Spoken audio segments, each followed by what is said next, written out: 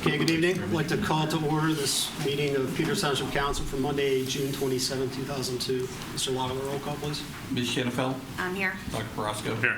Mr. Curry? Here. Mr. Seigel? Here. Mr. Kozer? Here. Mr. Lewis? Here. Mr. Robinson? Here. All right, all rise for a pledge, please.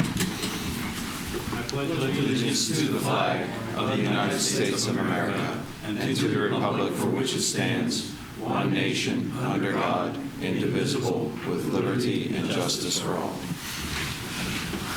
Okay, the first item on the agenda will be the approval of the minutes for the meeting held June 13, 2022. Second. All in favor, say aye. Aye. Opposed? Carries 7-0. Special reports of recognition of the Peters Township High School hockey team for recently winning the Penguins Cup and the state championship in hockey. I don't know, Paul, I know we have Mr. Lewis is probably your biggest fan next to your parents. I know that for a fact. Well, we don't have a script, so we're going to be completely disorganized. You're right. They didn't tell me that till we got here. This gets to go with, and I guess the coaches probably have to carry this. I'll carry it. Look at that. All right. And there will likewise be on the street entry signs. Cool. Thank you very much. At the ends of the township, right? The entrance is a township. Right. Why am I a fan? I guess I'd have to say, going back a couple of years ago, one of my good friends was on the team here, Mr. White, right? Matt White, I recall that. He made it as far as he never made it to the NHL. I guess he was age. And he marched on after that. He's now in the Marines. Staying in touch with him a couple weeks ago. Oh, he didn't get around to finding me. Now, how are we going to do these names? Well, there's one of these for each of the players and Okay, all right. It's a lot of them. Yeah, I don't know if we want to have everybody come up and say their name and stand up. You're going to get your pictures maybe just To get the group photo. So I don't, one by one, if you guys want to come up, just state your name and we'll give you one of these. Go ahead and These are not by name. There, I don't see names. No. No. so go here first and there. Congratulations. Thank you. Let's say your name. Good Slater. Thank you very much. What's your name? Carson Alexander. Congratulations. This one. Thank you. Max Wilkins. Good job, Max.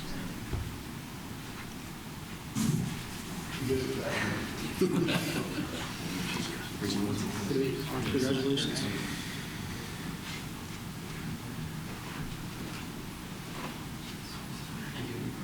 Did you say your name? No. Okay, well, if you turned around, I wouldn't know. Congratulations. Kaden Kazarowski.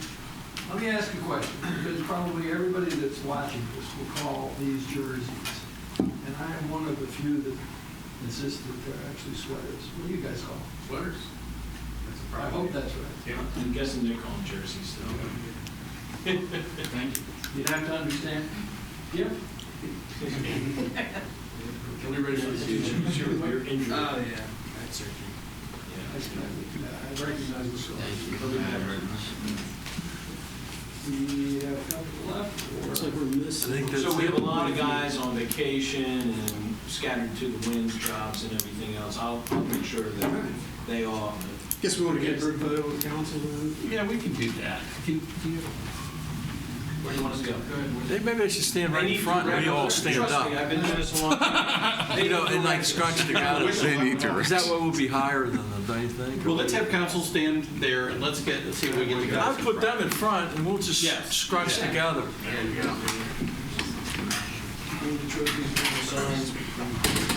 Oh, here's even got like a little cup.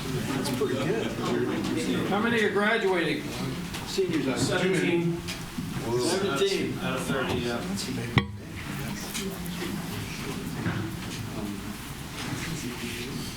All right. Pete said. Oh, that's great. Now, because it's hockey, on the count of three, you're going to say Freeze. 1, 2, 3. Oh, I got you to do it. That's wonderful. Great. Congratulations. Okay, 1, 2, 3. Well done, boys.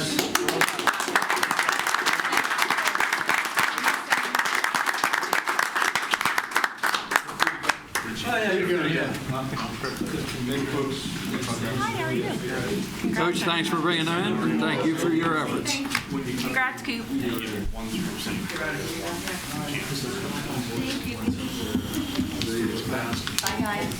Bye. They don't look as big without their pads, do they? Well, they're going to be on the because he's going to click. They're just going to be on. I am looking at the Penguin team in That'd be a good thing, don't you think? street shirts. They look, I almost take it off. All right. Next on the agenda is going to be audience comments, which is an opportunity for a member of the audience to speak on a non-agenda item for up to 5 minutes. Is there anybody in the audience that would like to address council? If you could please state your name and your address. My first name is Aaron. My last name is Speak it. The microphone. My first name is Aaron. My last name is Sworden. I own a piece of property at 659 Sugar Camp Road, formerly known as the Slater Residence. Okay. I've talked with several of you several times. My mother-in-law is involved in the flooring business, so it would seem to be that we would maybe want to have 9 million houses built here. I wanted to come up here and address you guys this evening over the population density things that we're facing and some of the things you guys are going to be voting on as far as apartment buildings and high-density housing. The Memorial Day Parade, good thing that we have here, right? We have a lot of great things here. I grew up on the other side of this county, where we didn't have very many great things. A couple medals, though, like those young men had earned at the expense of some Peters Township teams 30 years ago. So we don't have to have all these things in order to be successful with what we do, right? We can just be who we are, and you can work hard and be successful and get somewhere. But the guy that spoke at the very last function at the Memorial Day Parade, several of our neighbors rudely talked during the award ceremonies that were there, but I made my 2 kids stand on that asphalt down there and wait till the end, till it was done. We committed to that function, and we were going to stay till it was over. The guy that spoke at the end talked about the list of all the great things from all the places he'd been as he traveled around in service. And I don't know if any of you were there, but he said that this place had the most things on the list of any place he'd been, and that's why he moved here and lives here. That's why I live here. That's why some of you all live here as well. What we know about those things is that low taxes, good facilities, those things all come at the expense of the size and the type of housing and the people that we have that live here and the commercial corridor that we have. Those things do not come from packing apartment buildings, even some of the townhouse developments and some of the other things that we've already allowed to happen into the space that is here. Those things cost us police, fire, water, sewage, road crews, EMS, tax on all of those type of things. And the people who wind up paying that tax are not the people that are going to move into potentially $250,000 apartments at the scope of where things are today.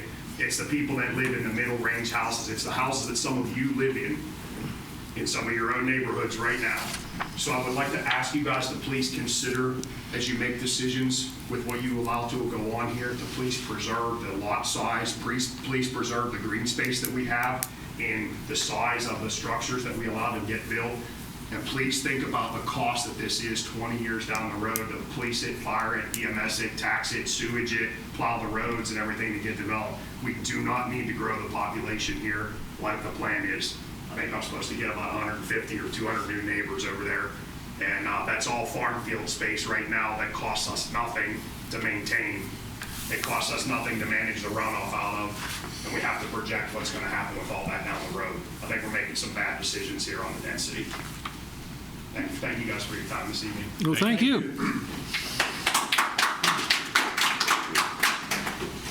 Just a few minutes left here.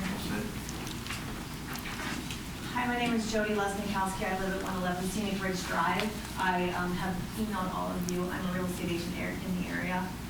You can't build new houses in this area for less than $600,000. The only people that are being, that are profiting from this are the builders and the developers from these high-density housing plans that you guys are allowing to happen. When I moved here, I started on the North Strabane Township Zoning Hearing Board for a brief time. It was the only period of time my husband and I lived outside of Peters Township during our married life. He has lived here all 52 years except for the 7 years we lived in North Strabane. What we see happening in this township, and from what my husband tells me, is disgraceful. It's why we all move here. I moved into a woodlands protection zone. I have a half-acre minimum. All of our lots are half-acre minimum there, not with the new planned residential developments. And now behind me, you're going to cram 80 houses into 30 acres, and you're going to use a swamp as your green space. That's absolutely uncalled for. Uncalled for. And it's not like we're going to put, senior 55-plus housing there that's affordable. I could be perhaps convinced of that. But we're putting in $600,000 ranch homes that no one can afford. And I know this for a fact because I'm a real estate agent. I help people all the time trying to move within this township into housing that they can afford. And this is how we're in the housing crunch that we have right now. Because I can't afford to move out because I can't find a piece of property that I would put a house on. It just doesn't exist. And it's developers that are winning because the price of land just keeps on going up because you're letting it happen. So you're making the land more valuable for them, so you're just greasing their palms. It's just disgraceful what's happening to this township. I'm not against a housing plan going in behind me. I'm against 0.2 acre lots. That's insane. Because the amount of yards that are going to be left, they're back-to-back houses. They're back-to-back. There's no green space between them. There's 15-foot setbacks on the side yard and the front. What happened to our 50-foot setbacks and our 30-foot side yards? What happens to all that green space? This is under the guise of conservation residential? What are we conserving here other than the pocketbooks of the builders and the developers? I yield. Thank you. Thank you.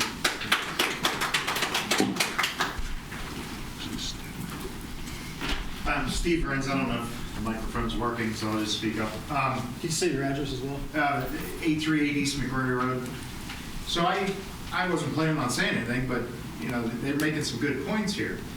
I was lucky enough 20 years ago to find an 1.5 acre piece of property that nobody wanted. It was like an L-shaped and there was no sewage, but McMurray Highlands came in, we got a sewer, and so I bought the property, I built a house. I love it. I have plenty of green space around me. There's landlocked woods behind me. It's a beautiful place. I plan on retiring here. I'm never going to leave this place. I'm invested in this community.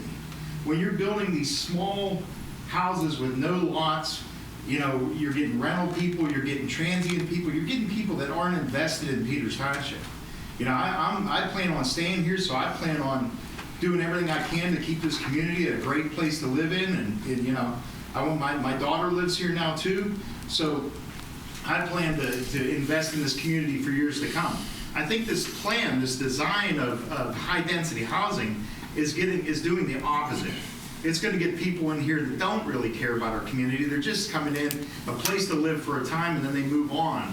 And I think it's a bad idea. I think we ought to be moving back to larger lots, single family housing. Thank you.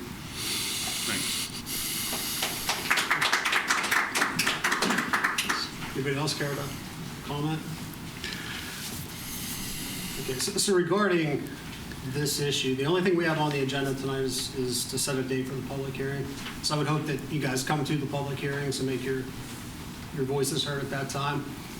I think also need to comment on the fact that when we did the rezoning, what was that, almost 10 years ago now? The comprehensive plan, it was 2013 and we rezoned in 2017. So the comprehensive plan is what's guiding what's happening today. Right. So unfortunately, the plans in front of us right now, I think in particular the one on Venetia Road, I think meets all the current requirements. What's the process to repeal that comprehensive plan? It's premature. It's every 10 years. No, to repeal the existing.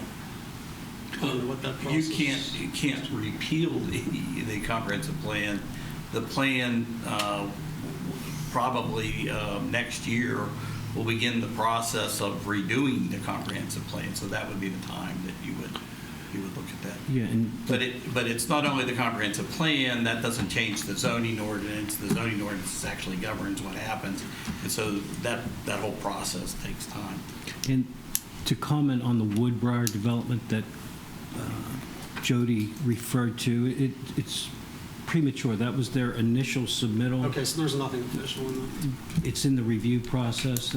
It won't be exactly as you see it. It'll end up being less lots and more open space ultimately. But any other questions? Can I make one additional comment? You've got to come up to the podium. The problem I think we're running into with all of this, and you made a point there that we ask these people to come to these councils or come to these zoning hearing meetings, and I'm fighting one in Fayette County right now over an expansion of a campground that's going to severely affect property that I own. When these people come to these initial meetings and they present these plans to you guys, there's some process about we're going to like finagle this along and we're going to meet a minimum amount of things like to comply with an ordinance, and you guys come up with a list of demands that you might have, like maybe a traffic light or a turning lane or some sewage to a couple extra houses that needs to be picked up or something in the process. And we kind of go along with it. We do like this tit for tat trading of what we got to do to make this happen. And we need to stop that. We need to make these people come to these initial meetings with a plan. They need to spend the money to develop a plan from the word go, and not come to this with this thing where we're going to meet some of the things and then we're going to, kind of finagle our way along with some of the rest of the stuff. And, I don't specifically know about any one particular development here, but this is, if you look at it, every single development that happens, there are these things, there's variances that have to be issued and everything. Why can't they come at the very first meeting with a plan to address all of these things? Is because they know that we're going to get worn out, or we're going to let something slide, or we're going to let something get by without it being exactly like it is. Dig in your heels in. Stick with the setbacks that were set. Stick with the things that we needed to have to preserve everything that we do here. We already know both the sewage authorities in the township are extremely taxed. Okay? They are both extremely taxed. The one over there has got tons and tons and tons of money that has to be spent on it. The one over here, we talk about they're going to build one in Finleyville, or they're going to spend all this money. There's already an assessment down there to pay for the sewage to be disposed of properly. You got to stick to what is on the books up front, and this is really difficult to ask elected council members to do this. It's got to go through a solicitor. People have to read laws. And the public outcry that there is right now to limit or curb this, I think, should be enough for all of you to say, look, we need to reinvestigate what we're doing. If the plan is up for review, the plan needs to be to preserve the open space, the green space that there is here, the larger lots that are here.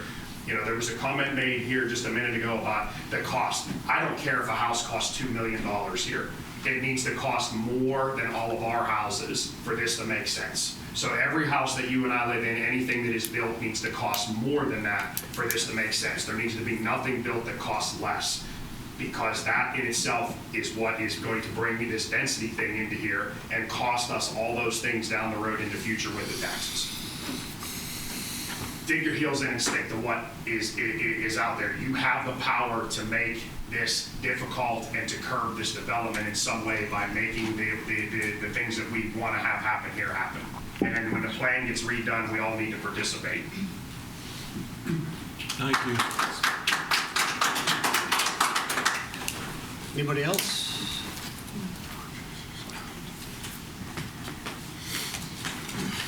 Hi, I'm Christina Romano. I live at 6216 Scenic Ridge Drive.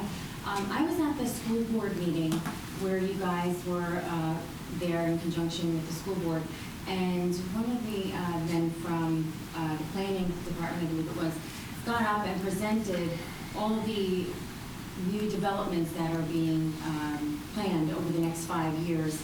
And I think that opened a lot of eyes to people. It's been discussed a lot on social media. A lot of the residents here didn't realize that the lots went from 0.5 acres, which was a huge selling point for me and my husband when we built our house 11 years ago, and now they're 0.25. And looking at all the potential development, even though it's preliminary, it just really, our population is going to increase significantly over the next 5 years.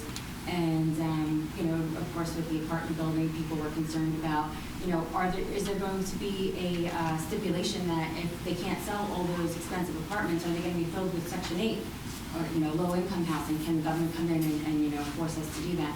So, we'll be following along, and, just thank you guys for hearing us. Thank you. Anybody else? Okay. That being the case, item 4 will be unfinished business. We're going to be setting a date for the public hearing to discuss the amendment to the Peters Township zoning ordinance. Mr. Lauer, I believe you're recommending... I'm recommending the second meeting in July, which is July 25th. Move we schedule the public hearing for July 25th, 2022 to accept comments on the proposed changes to the zoning ordinance. Second. Will that be a sole purpose meeting then? No, that's our regular council meeting. Which is what concerns me, based on what I'm sensing as a elevated level of attention. That's, if council wants, we can set it on a different date. I'm not sure that there's going to be a necessity for that, given the first time we attempted a public hearing on this, we did not have those kind of turnouts. If you want, we can set it for... I'm only raising the question. No, we can set it for another date. That's up to you. If we stick with that, well, I guess it's hard to know what's going to come up. I was going to say if we can make it the rest of the agenda light. We can Do that, or we start earlier. Yeah. We start at 6:30 or something like that. Could we... Can we start at 6:30? Maybe 7. We'd have to advertise, but you can start it anytime you want. No, let's start at 7 then. What's the occupancy of this room? 65. I can't read that. 65. How many? 65, according to the fire marshal. Who's present? No. Dan Coyle signed that one. Yeah. Well, I don't know. I appreciate the forum. I guess the situation that I personally feel is we've tried to deal with what was happening with the large half-acre lots and the developments that were creating these cliffs backyard situations. And we had hoped, and I'm not sure we're successful, in having preserved some of the greenery in what we've attempted to do with the smaller lots. But I'm not happy either, but at the same point in time, I think our heart and our mission was in the proper place. You don't want to tear down what we all are here for. But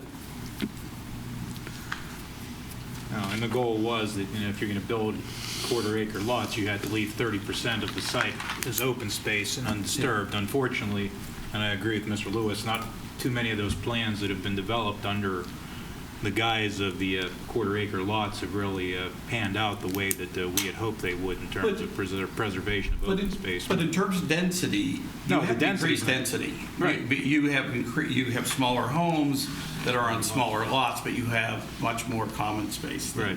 Well, I think I thought one of the other issues that we discussed, and back whenever we did this, 17. Edward now, was it 17? I think one of the other issues was to try to provide some diversity in housing so that, like, people that had lived here a long time, if they wanted to remain in the township, but they did not want the obligations, responsibilities of, maintaining a huge lot, that there would be options. Unfortunately, instead of it being affordable, it's the opposite. It's the opposite, and that was discussed. I remember that issue coming up at the time, and I think that the points that the members of the audience commented on, are correct. No, I don't think there's any question. I mean, the reason I supported it when I first ran for council was that I thought there wasn't enough diversity in housing, and I can tell you, I can run off the list of people who I went to high school with whose parents had to move out of the township because they couldn't, they didn't want a half-acre lot anymore, and they wanted, they had to go to North Strabane or they had to go to Nottingham to find a smaller lot or that type of community, and that's what we were going for. I mean, we never imagined that the market would explode so that now if you want to downsize in Peters Township, you essentially, when you sell the ranch house or the two-story on your half-acre lot that you've lived in for 30 years, you still got to come up with $200,000 to buy one of these patio Good luck houses. finding a house for $200,000. Well, that's why I said you have to come up, 2,000 you have to come up with $200,000 over what you sell your current house for. Yeah. I mean, it's the old adage of retirement planning was when you retired, you sold your house, you pocketed a couple $100,000 and you downsized. I mean, now, you sell your old house, you have to come up with a couple $100,000 to downsize. But And that largely has to do with the fact that Peters Township is a desirable place to live, because these types of homes that are being built, these smaller homes in Peters Township, you can go to the neighboring communities and find those same homes for a lower price. You pay a premium to live in Peters Township, and I think that's what's happening. Yeah, but should the desirability of people that don't currently live in the township come at the expense of the desirability of the existing residents? well, I mean, Or if the trade-off to buy one in Bethel Park where it's 3 times the amount of taxes that we pay here. That's the trajectory that we're on at the moment. I mean, ideally, we would control the market. I mean, look, I've lived here my whole life. I wish that McDowell's farm was still there on 19. I wish that all the farms that were here when Gary and I and Tommy and Allison and I were all growing up here. I mean, I wish they were all still here. Unfortunately, they're not. I mean, we can't control the market. I mean, the only thing we can try to do is, try to place enough restrictions on it that at least the developers feel some amount of pain. Unfortunately, right now, as Mr. Lauer said, the demand to live here is so high that developers don't care. I mean, if they go to a landowner and the landowner says, I want $120,000 an acre, they'll write a check. They don't care because they know that there are enough people who want to live here that they will pay $800,000 for a house, which, 6 years ago they would have gotten for $450,000. Unfortunately, obviously, we don't control the market. I mean, there's only so much we can do in that regard. But we control the zoning.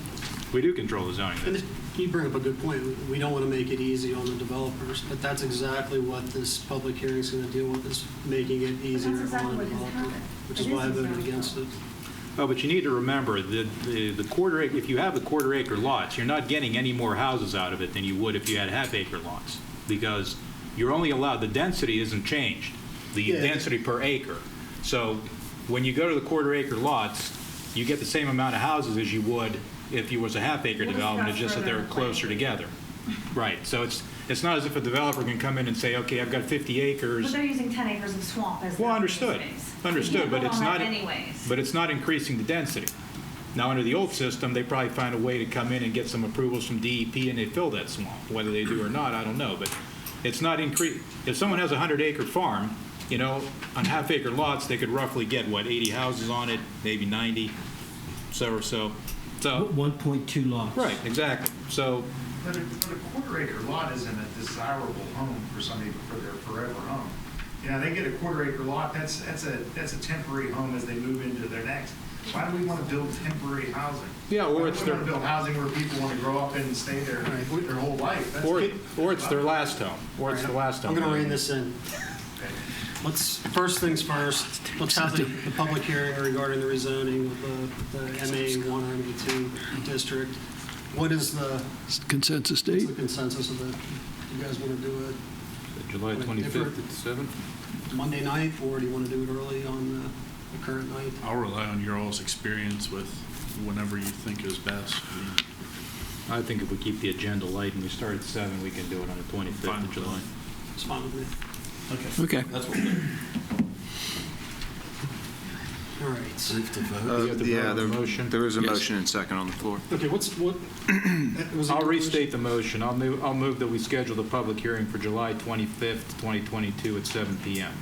And I seconded that. Okay, it's moved in second. All in favor, say aye. Aye. Opposed?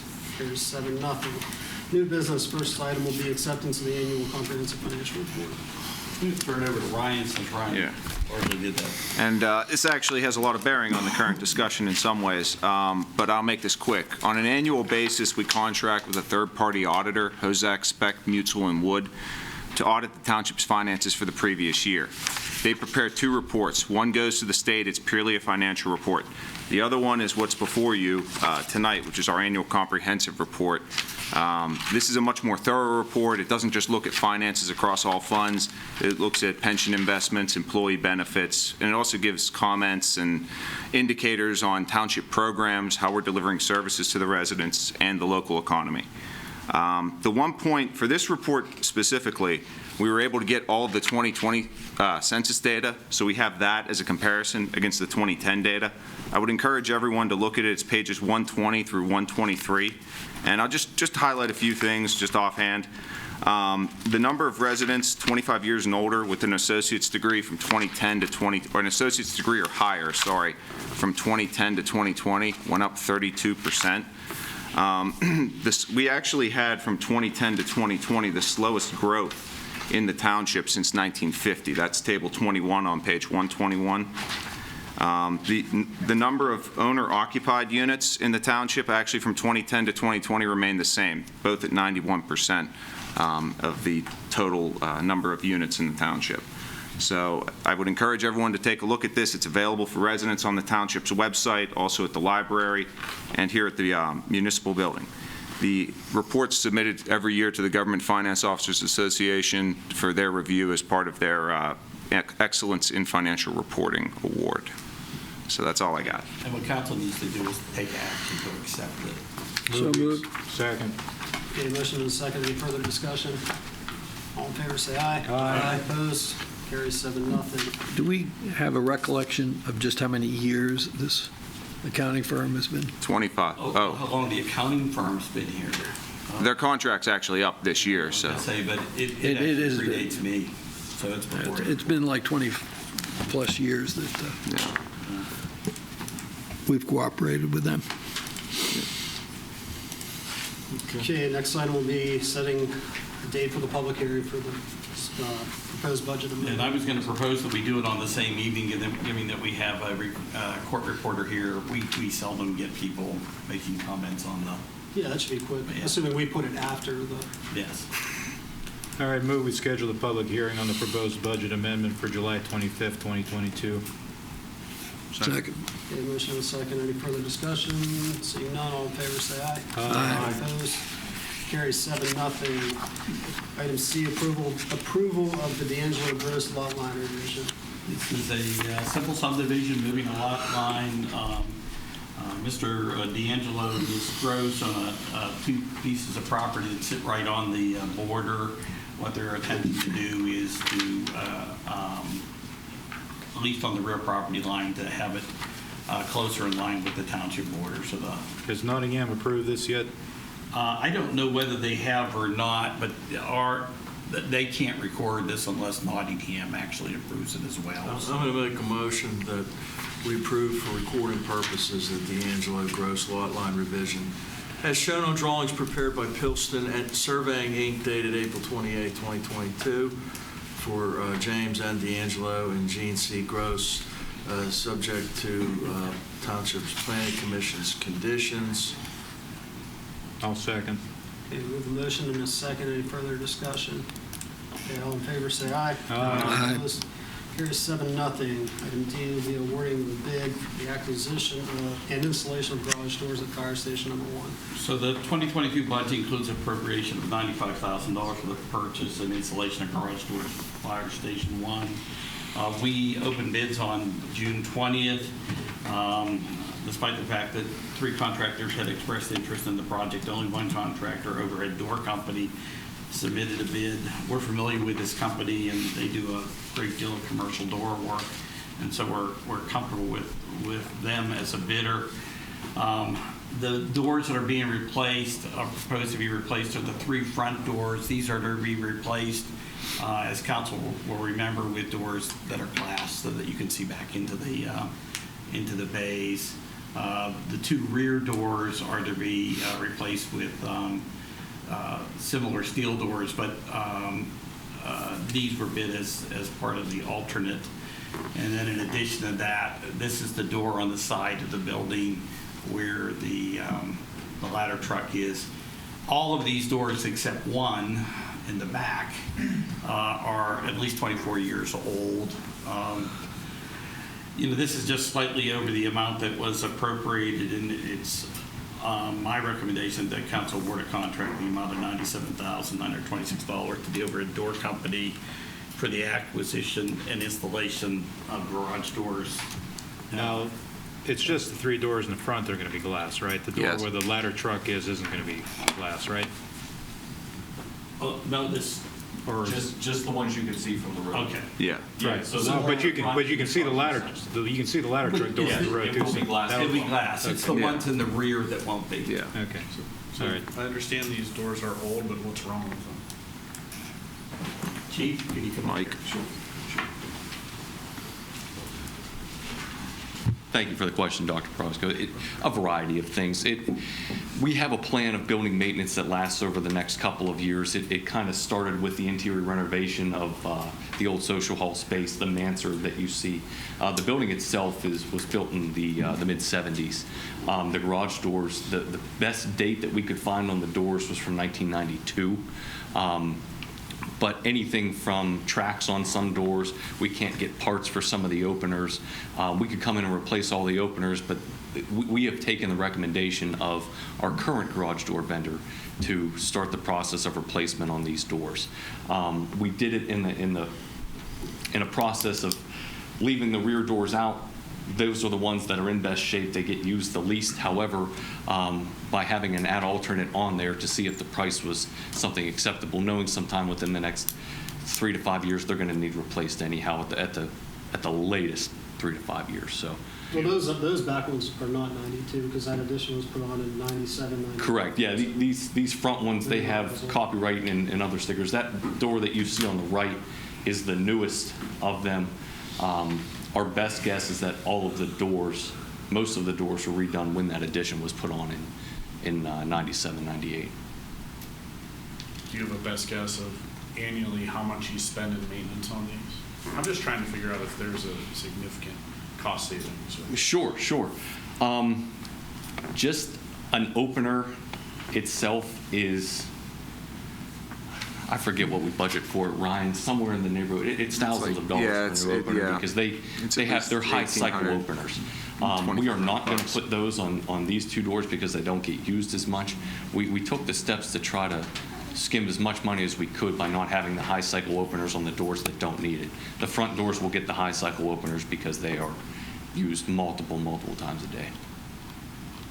So it sounds like the openers are the bigger concern for you. What would the cost be just to replace the openers on these trucks? It's the openers, the seals, the windows, the track system. Part of the track system they have that's still in the masonry needs to, I believe that was part of their recommendation, was to totally redo the track system because it's still in the old masonry of the building.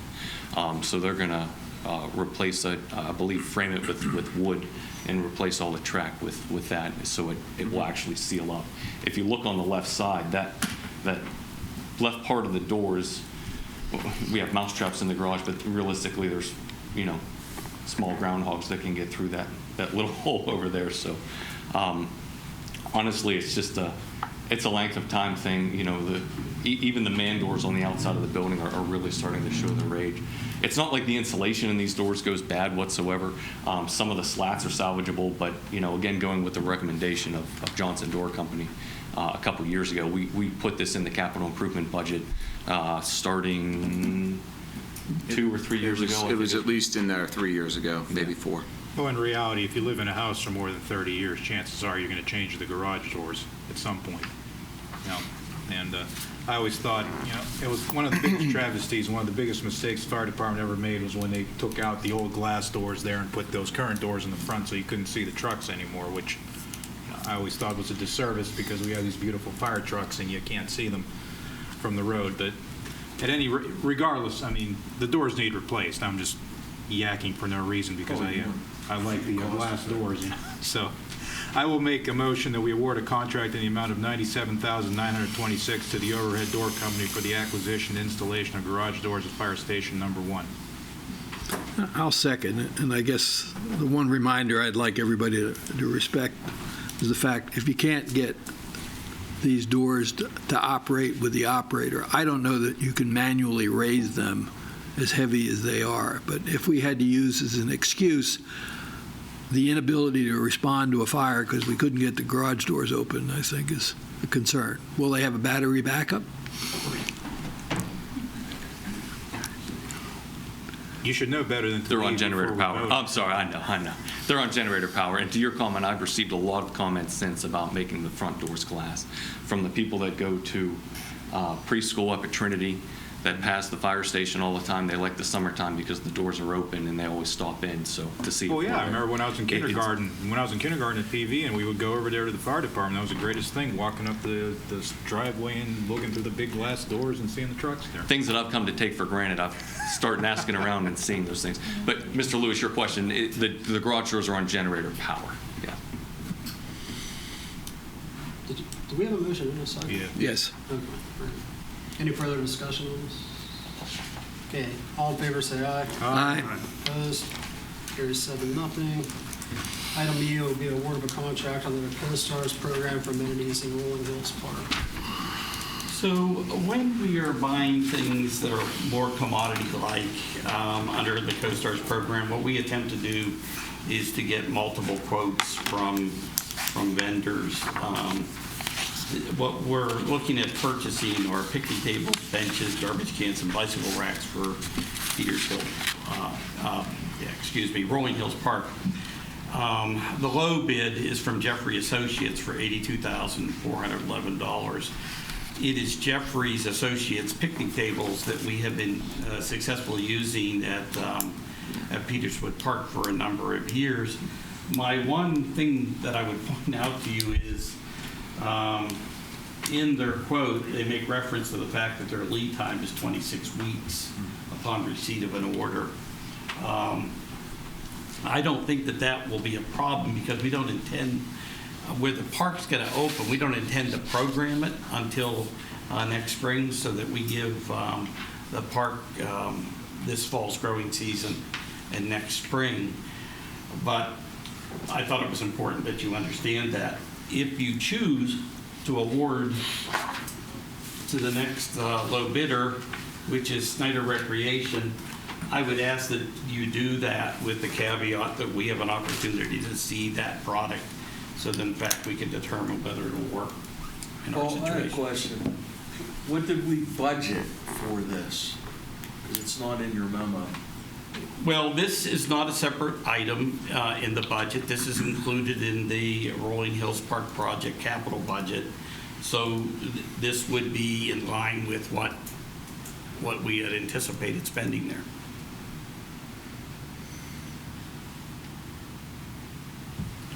I'll move that we award a contract under the Pennsylvania Cooperative Purchasing Program, CoStars, to Jeffrey Associates for park amenities in the amount of $82,411. Second. Okay, we have a motion and a second. Any further discussion? All in favor say aye. Aye. Opposed? Carries 7-0. Item 6, payroll and bills. Mr. Chairman, I have reviewed the payroll and bills. I find them to be in order. I move they be approved as submitted. Second.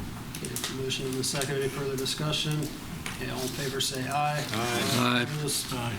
Carries 7-0. Anything under correspondence, Paul? No.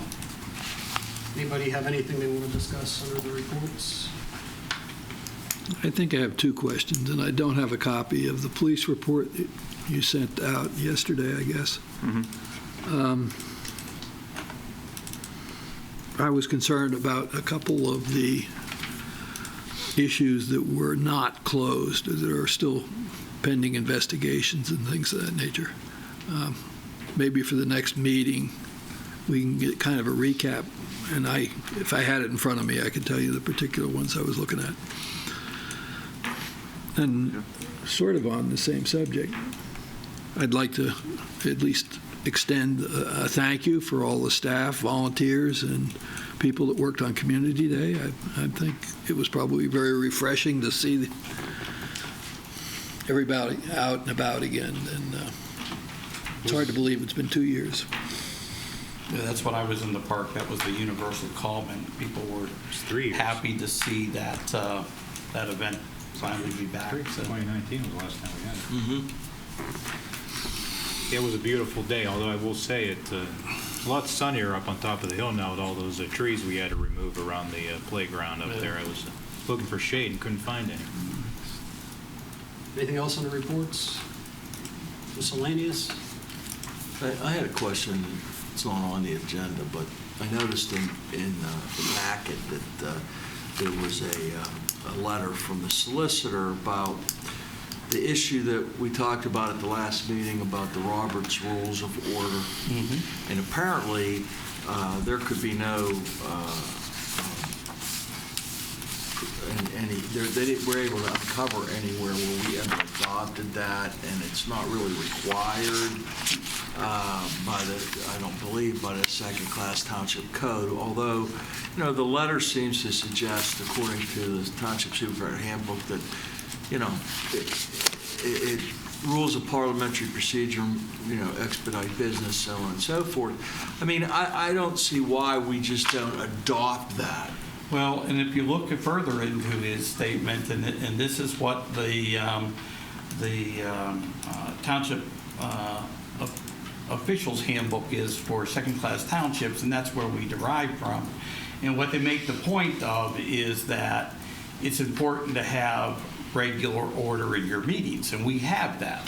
But they also recommend against adopting Robert's Rules of Orders for fear that it becomes an impediment to meetings moving in an orderly fashion, so that you don't get hung up on procedural issues when you're trying to deal with issues of substance. Yeah, but wouldn't the converse be true, though? I mean, I don't think the meetings would change the way we're dealing with the issues and the motions and the votes, but when an issue comes up like it came up in connection with that 3-3 vote, you know, we had to have the solicitor look at it, and nobody really knew. And wouldn't it be better to have a definitive source? Have known, even if it would have. Well, that's what I'm saying. So wouldn't it be, you know, wouldn't it be better to have something that this is the way we're going to do it from here on out? And it would make the solicitor job a lot easier because he could look at that and say, well, this is what the procedure is. Boom. Well, Frank, I've had experience in a group that was suffering significantly through maneuvers that were entitlements in Robert's Rules of Order, and it just became an absolute game, I suppose, that was a big detriment to that. I wouldn't be in favor of. Okay. Well, I mean, I'll defer to your experience. I'm just saying, it just seemed to me that. Well, just because I had a bad experience doesn't mean everybody has to. But was it you that was doing them? No, but I was on the other end of the whipping stick. So. Yeah, I've had a few situations with clients where Robert's Rules was enacted and it made things more difficult than it needed to be. So I would share your sentiment on that, Mr. Lewis. Yeah. All right, I won't rock the boat then. I just was throwing it out there. Well, it's interesting enough. Part of the rock that I encountered was coming from council. Oh, okay. The other issue was in the solicitor's report, and it dealt with an issue about intervening or in a zoning hearing board appeal filed by Vinwell Partners. I mean, are we going to discuss that since it says you're not going to intervene unless instructed to do so by the township manager or council? Well, obviously, we don't know that much about it, so maybe we would want to instruct the solicitor to intervene. And the solicitor's not here tonight to be able to discuss that with you. It's a zoning hearing board case that the zoning hearing board denied a request for a variance on Stonebrook Drive, and was that small lot? That small lot, and it was appealed once to the Court of Common Pleas. The Common Pleas Court remanded it back to the zoning hearing board. The zoning hearing board ruled again, not in favor of the Vinwell Group, and they have now appealed that second decision to the Court of Common Pleas. Was there a record made and all that? So yes. That's what they're going to base it on anyway, right? Correct. Yeah. Okay. Anything else under miscellaneous on the next agenda? I had a question. And down in Peters Lake Park, and maybe I'm remembering this incorrectly, well, but then there used to be a sign on the boat launch dock there, no fishing or no swimming or something of that nature, because there's nothing there. And I've noticed It did say no. There was something that said no swimming for Right, sure. because there's nothing there because. Yeah, there were multiple signs that say no swimming. Well, they're not there anymore. Okay. So that we need to replace. That We mean- can't and have also, swimming in the lake. and we need to do something about the general I mean, most of the park benches there are grown in now and all that. I mean, I know our public works people are stretched thin, but it seems like every year the amount of grass that gets cut over there seems to shrink. Well, we have a boat launch. We do have the boat. Well, that's Mr. Renz, that's why I'm complaining because. concrete thing though, right? Is that your? No, there at the end there, because my wife and daughter launch. That's the reason I'm complaining, because whenever my wife and daughter go over there to launch their kayaks, there's always somebody's fishing or somebody's trying to jump in and swim. What he's talking about is something else. I'm familiar with what It's it would hard to be. launch from that without taking a swim, I think. Okay, anything else? One thing I wanted to bring up. I mentioned this, I think, about a couple years ago, and I don't think we ever went any further with it because I mentioned it to the old council, but... Wait a minute. Yes? No, I just sort of resent the old council. Okay, the prior council, I'm sorry, the prior council. Prior, I'm sorry, you're correct. I should not have used the term old, Mr. Lewis, I apologize. And it certainly wasn't directed at you personally. I'm having fun. I understand that, that's fine. You know, since I got on council, I've been toying with ways that we could get the younger people of this township more involved in this. And, you know, we have a student volunteer on the EQB. We have a student volunteer on some other boards in this township. I was wondering how the rest of you would feel if we would allow a high school senior to be a shadow council person. You know, maybe find a way to get the younger people of this township more interested in government. You know, I don't know how you would feel about that. I mean, I think it would be something like, you know, we would put them over there in the corner, they could sit in some meetings and they could learn how government runs, and who knows, maybe in 20 years after they go to college and move back here, one of them would run to take our seat or something like that. But it's a great idea, Frank. Actually, in the community that I grew up as a kid, we used to have, I don't know what the name of it was, but the kids were all invited to come in, and there would be a council-like activity. There would be going to the fire department, they could go to the road department, and they would become a temporary member for at least a meeting or two. I guess I've often thought of, you know, something to that extent, which would be a more broad-based engagement. Frank, I was even thinking just instead of one senior, I mean, you have people that are already interested, they're running for student council. Mm-hmm. So there's, you know, president, vice president, treasurer, secretary. So, you know, you can cycle through them to have them come to meetings. So we could talk more about that, but I think the more involvement with our students, the better. Sounds like a job for Tom to look into. Frank's idea. Pilot. yeah. Good idea. Yeah, we can, you know, maybe see who's interested. Maybe we can start it up next January or something. So, I'll sketch something out, and we can discuss it at one of the subsequent meetings, I guess. Anything else? That's all I got. Anybody? Okay, following this meeting, we have a workshop that you're all... We're going to have a brief executive session, then we're going to have a workshop. Would it be better to do the executive session after this? Yes, yeah, right. It'll be right after this meeting, the executive session. We're going to have the workshop in the caucus room.